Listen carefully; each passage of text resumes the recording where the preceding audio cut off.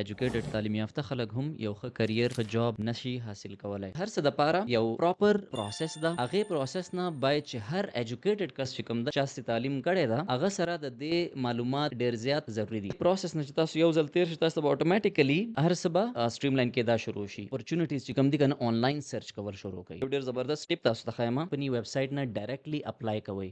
په دې کې د هایرینګ چانسز ډیر زیات وي نسبتا اپلایینګ تھرو سم تھرد پارټي اپلیکیشنز کم دي کنه په دې باندې تاسو ټایم اینڈ انرژي لګوي. نو دې دا باید چې پروسس کې یو افیشنسي وي او تاسو یو نیټورکینګ وکړئ. لرنینګ پروسس یو کنټینیوسلی لرنینګ پروسس دا پروسس چې کوم د جاب هانټ دا یو هیکټیک پروسس دا. تاسو چې بیسکس درځي 90% چانسز چې تاسو هایر کېږي. دا یو ایټریټیو پروسس د جاب هانټ چې کوم پروسس ده کنه مطلب ایٹ ایچ سټپ کا هر سټپ کې تاسو فیل شئ تاسو به بیا یو ځل ایټریشن مطلب شروع وو کې انټرنیټ باندې خپل انالیسس خپل ریسرچ as proper as possible کوي as maximum as possible کوي او try to be the best.